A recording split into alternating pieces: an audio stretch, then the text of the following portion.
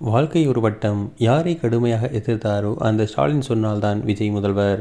விஜய் யாரை எதிர்த்து முழுக்க முழுக்க பிரச்சாரம் செய்து வந்தாரோ இன்று அதே திமுக தலைவர் சொன்னால்தான் தன்னால் ஆட்சி அமைக்க முடியும் என்ற இடத்திற்கு வந்துள்ளார் விஜய். நடைபெற்று முடிந்த சட்டசபை தேர்தலில் 108 சட்டமன்ற உறுப்பினர்களை பெற்று நடிகர் விஜயின் தமிழக வெற்றிக் கழகம் தனிப்பெரும் கட்சியாக உருவெடுத்துள்ளது. ஆட்சி அமைக்க தேவையான 118 இடங்கள் இல்லாத நிலையில் கடந்த சில நாட்களாக திமுக கூட்டணி கட்சிகளுடன் தாவேகா பேசி ஆட்சி அமைக்க முயற்சித்து வருகிறது.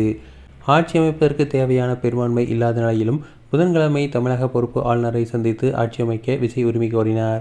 ஆட்சி அமைப்பதற்கான பெரும்பான்மை இல்லாத காரணத்தால் ஆட்சி அமைக்க அழைப்பு விடுக்க முடியாது என்று ஆளுநர் தெரிவித்த நிலையில் மீண்டும் வியாழக்கிழமை 2வது முறையாக ஆளுநரை சந்தித்து பேசியார். அதுவும் தோல்வியில் முடிந்தது.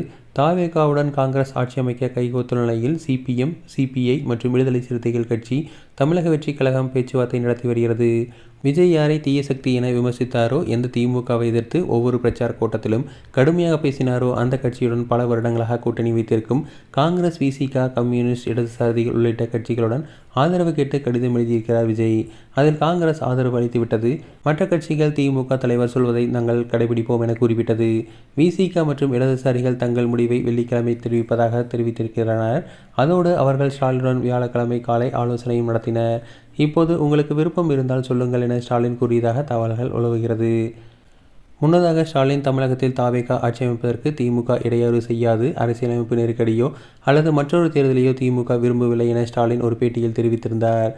தமிழக வெற்றிக் கழக தலைவர் விஜயின் முதல்வர் கனவு தற்போது திமுக தலைவர் ஸ்டாலின் கைகளில் உள்ளது.